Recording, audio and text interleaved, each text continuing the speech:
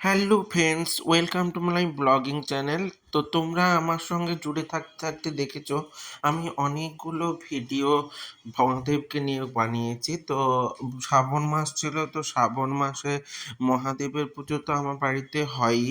তার সঙ্গে সঙ্গে যেহেতু ফেসবুক ইউটিউবের প্ল্যাটফর্মের সঙ্গে যুক্ত, তাই বেশ কিছু ভিডিও আমি মহাদেবকে নিয়ে বানিয়েছি। তবে ভিডিও বানানোর জন্যই কিন্তু মৌলিকে এই আদিযোগীর মূর্তিটা গিফট করিনি।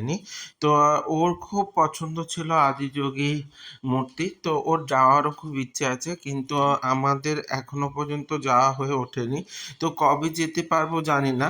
তো হঠাৎ করে বাজার গেছিলাম, তো বাজার গিয়ে দেখলাম এই আদিযোগীর মূর্তি দেখতে পেয়ে, তো আমি ওকে নিয়ে এসে গিফট করি। ও খুব খুশি হয়েছিল।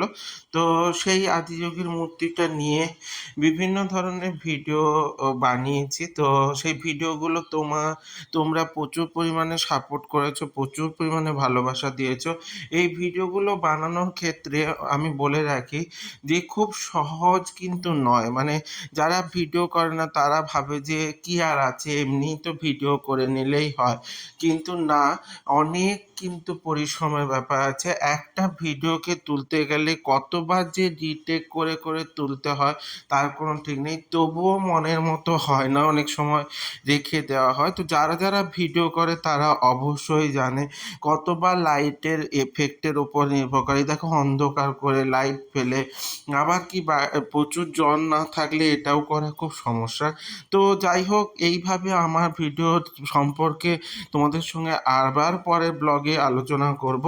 তো পরের ব্লগে দেখাবো কেমন কি হয়। তো এইভাবে আমার সাথে জুড়ে থাকতে অবশ্যই লাইক কমেন্ট শেয়ার করে দিও, আর ইউটিউব থেকে দেখলে অবশ্যই সাবস্ক্রাইব করে দিও। আমার সাথে থেকো, সঙ্গে থেকো, জুড়ে থেকো, ভালো থেকো, টাটা।